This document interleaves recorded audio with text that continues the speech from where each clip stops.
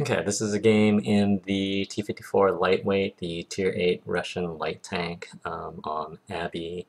It's a Tier 9 game, which is pretty much the lowest tier that you're going to see. It's a pretty good tank. It's got the 100mm gun on it. It's kind of similar to the WZ-132. It's got slightly better...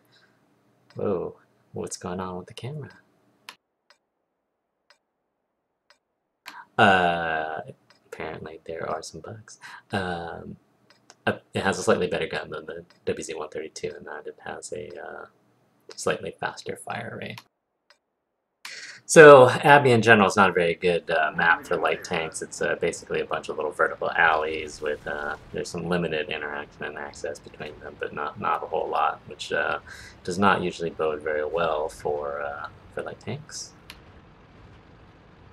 So we'll set up in the middle to try to see what they send this way. There's no artillery. There's no reason to do too aggressive spotting here because there's not really, you're not going to get any intel that's going to be light faltering. This T-71 looks like he's going to check out that middle lane, so I shift forward a little bit, and if that T-71 had kept going to actually spot up there, then I could have gotten a shot at somebody that moved up, but he did not, which is fine.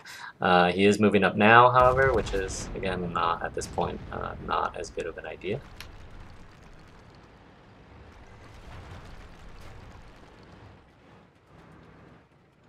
It's a trap!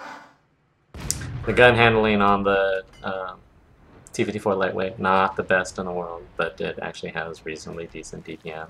Our T-71 is YOLOing into the Abbey right now, which is not going to be good for him. And so it's basically me in the middle here. That we've sent the majority of our forces over to the 8 line, which is fine, but you want to make sure that they don't stall out there. And so there's an access point between this sort of center area here and the east, where you can go up this ramp if you have enough speed or enough horsepower. In this case, we have enough of both. And so you can take this ramp at a pretty non-optimal angle in the T-54, and you can still get up and down it. And this basically is going to allow me access to this area right here. So our IS-3 moved forward. He's actually in a pretty good position. See how all of our guys, M103, Pershing, KV-5, the T-30, they're all further back. And in a sense, they're kind of keeping that low on us, but they're also leaving this IS-3 vulnerable down here. Although this IS-3 seems to be doing fine against this KV-5.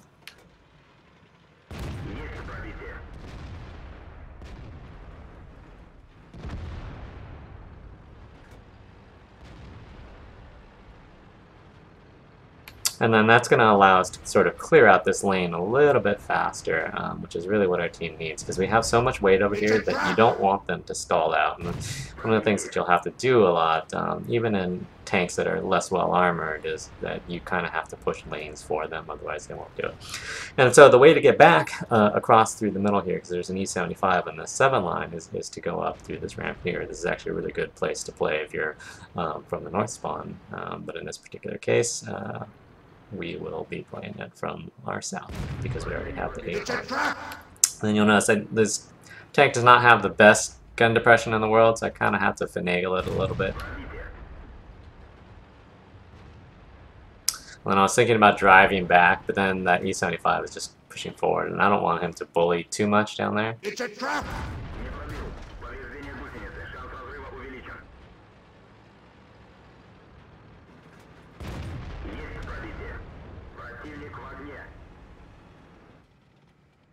And so basically this E75 is now being shot from multiple different angles, which obviously gives us a huge advantage. He would have been better off sitting a little bit further back where he could have kept things in front of him. So now we've got control over the east side of this map, and it's just a matter of sort of clearing out the base, which isn't going to be as much of a problem because this really looks like an AFK Bulldog in there, and then preventing those guys on the west from getting back to clearing out our guys. And so what we're going to do here is you want to be able to see how our IS-3 and 103 are moving west on that sort of V line there. You want to be able to make sure that anything from the Abbey doesn't really get good shots on them. And so what I'm going to do is just basically drive up here to the point where I can light these guys, right? These guys won't be able to sit back here and snipe at our guys on the cap or in the sort of northern area over there. And we know that they have a few other tanks here as well, so it's something that we have to keep an eye on.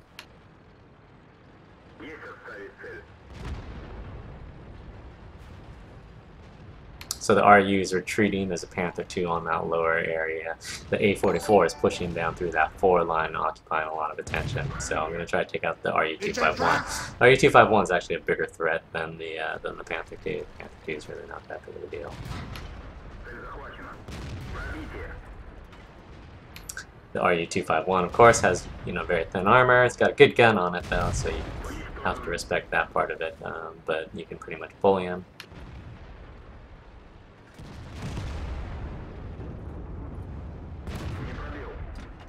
And then I take a bad angle shot at the Panther 2, and then I let him shoot me. But at this point the game is over. It's just mop up. So they have a Foch going back around this way. So our guys pushing across this west over here didn't do so very efficiently. And that's part of the problem with Abbey from either side, is that the cap areas are relatively easily defendable. You just need to have guys in reasonable positions, and you're able to do it. So our M103 is not the most skilled of players, so he ends up dying to this Foch here, which is probably shouldn't happen all too often. And then I'm just using this little ridge here. The T-54 lightweight actually has a reasonable amount of turret armor. It's not great. You're not gonna, like, if this Foch shoots me through any of the flat areas of my turret, he's gonna be able to pen. But it's got reasonable turret armor, which makes people think twice about shooting you, and you do get the occasional bounce. And it's not like it's a paper tank where HE shells will go right through it.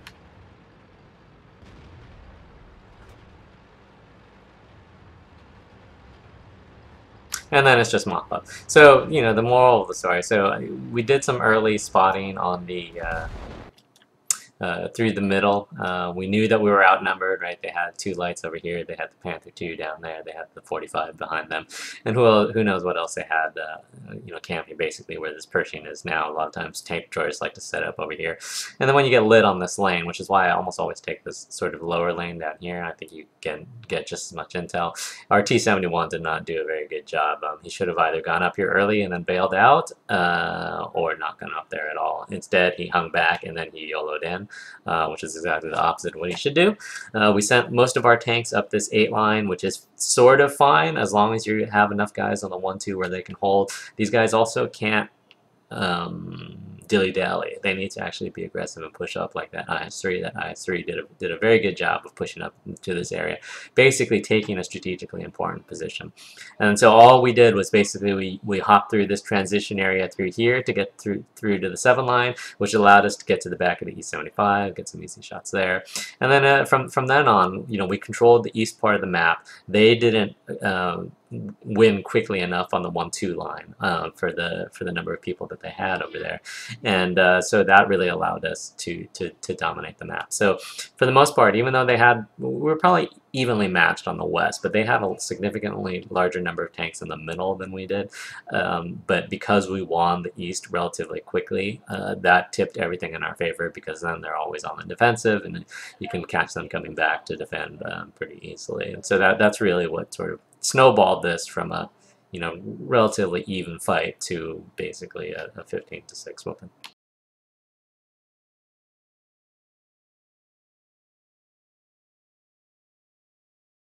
And so if we look at the stats, where are my stats? Here we go. Stats. So we ended up doing. Wait, is this the right game? No, I didn't have it sorted. Yeah. So we ended up actually doing a reasonable amount of damage. We did 3,500 damage in a light tank, which is pretty good. And again, a lot of that was just shooting into the rears of tanks and into squishier tanks, which is fine. You got to take it where you can get it. But most of the confrontations that I had in the tank weren't head-on. The E-75, I was shooting in the rear. The Foch, I was shooting when somebody else was shooting them. The RU-251 is a tank that you can theoretically take head-on, although you don't usually want to just sit there and trade with them if you can potentially avoid it. So those types of interactions are sort of profitable for you, and if you make your shots count, then that's fairly reasonable, and you can get a good amount of experience and damage out of it like that. So anyways, I hope that was a useful primer on playing the T-54 lightweight. I think it's a pretty fun tank with the 100mm on it. I think it's a better tank than the WZ-132, which is part of the reason why I play the WZ-132 with the 85mm instead. I think it's a superior weapon. I think if you're going to play with the 100, you might as well just play the T-54 lightweight because you get a slightly better tank, although arguably the gun handling on both of them with the 100 is not the best. Anyhow, I hope that was helpful, and thanks for watching.